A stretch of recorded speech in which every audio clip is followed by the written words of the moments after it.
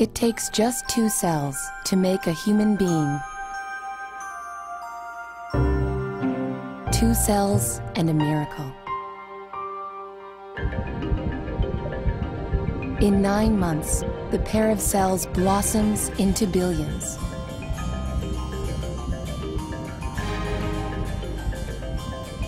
Where once was nothing, now grows a tiny human, gently nestled and protected in mother's womb.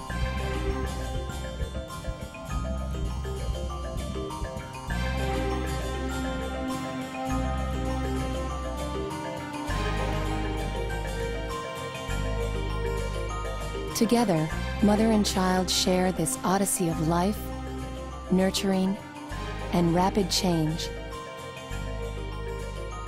A magnificent adventure called pregnancy.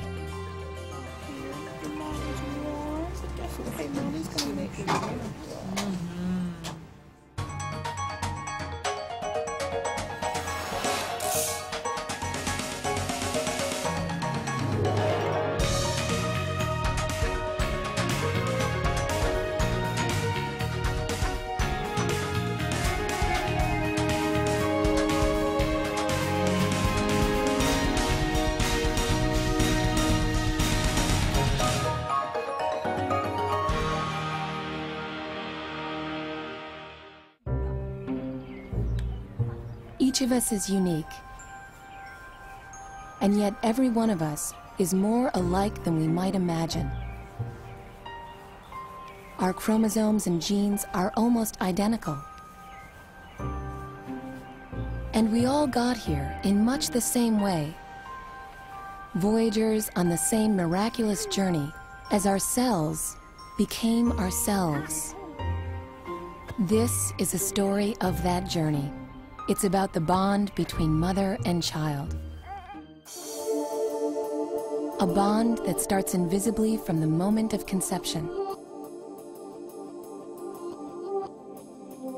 From the very first moment, when 2 tiny cells begin to transform into a new person, the mother's body starts to reshape and remodel itself.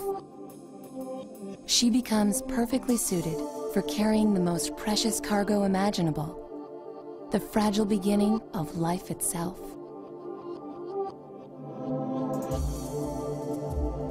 Reproduction is both exquisite and exquisitely common, perfect in its design.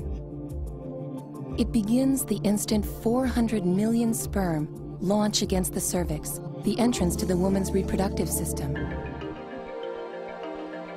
Each is programmed to seek out the egg and fertilize it.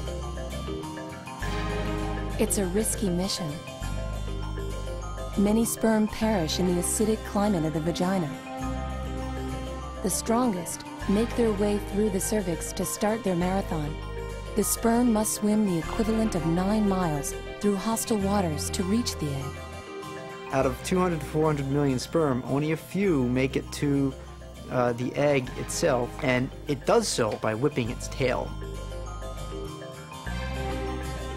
Vigorous, but also desperate and doomed, most get lost in the folds of the uterus or follow the wrong fallopian tube where no egg exists.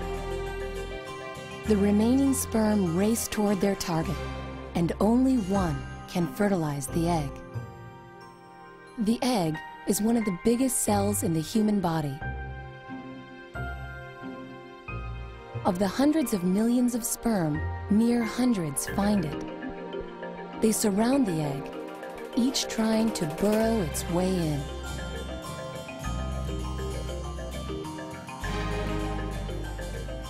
The instant one sperm penetrates the zona pellucida, or eggshell, the exterior closes and the race is over.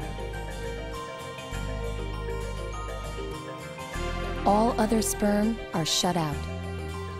The egg is sealed, and so is the fate of the person who will grow from it. The fertilized egg now has all the genetic information it needs to create new life. A glorious chain reaction has begun.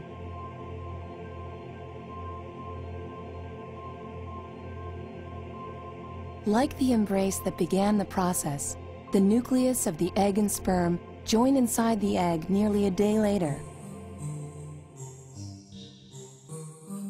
Together, they create the very blueprint from which a new person will be made. You've got 23 chromosomes from your father, and you've got 23 chromosomes from your mother. Inside the nucleus of the egg and sperm is a pronucleus, a capsule containing the 23 chromosomes on which the DNA code is written. Those two pronuclei will come close together in apposition. The chromosomes in each will have doubled, so you've got 46 in each. The pronuclei will dissolve. Those chromosomes come together, and they're then pulled apart. And the cell then divides, and you've got a two-cell embryo. Only 2 cells, and yet the future baby's sex, looks, even potential health problems are already determined.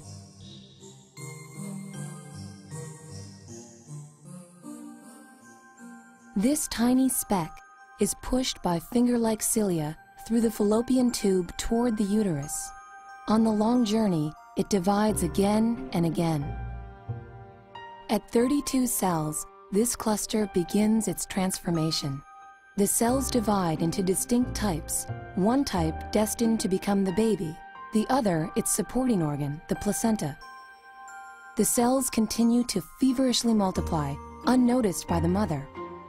In 6 days, one cell has bloomed to nearly 200, and the embryo has outgrown its protective bubble.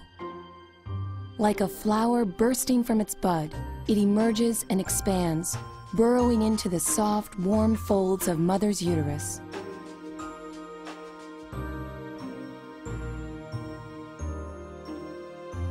In a matter of days, cells become structures, building a human framework.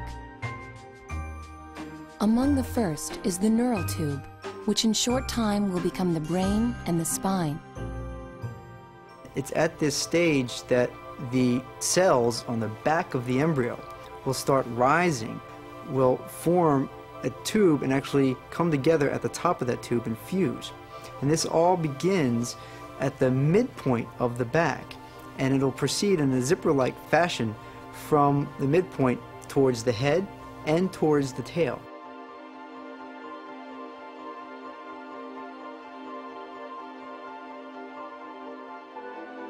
By the end of the 3rd week comes another milestone. The head and the tail portion of the tube fuse completely. A brain starts to form. The tail, a dramatic reminder of our primordial past, eventually fades away. Everything about the young embryo is primitive. Until the placenta develops, a yolk sac provides nourishment for the first weeks. If you were to look at a 3.5-week-old embryo, it would be very difficult to look at it and say, this is a human. It may look like the same thing as a mouse embryo or a pig embryo. They all look very similar. By 4 weeks, the human resemblance is not much clearer, but mother and child are already communing. The embryo sends chemical signals, and the mother's body prepares to nurture, forging an unbreakable lifetime bond.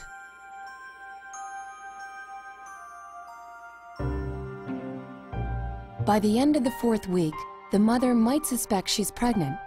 To the outside world, there's no sign of the changes within. Proteins secreted by the developing placenta tell the mother's body to stop releasing eggs and prevent the uterine lining from shedding. The embryo's fragile world inside the uterus is now secure. By the 5th week comes a glorious explosion of life force. Within the watery, amniotic, fluid-filled cocoon, the embryo grows more than 1 million new cells every minute. Each of these cells has a job to do.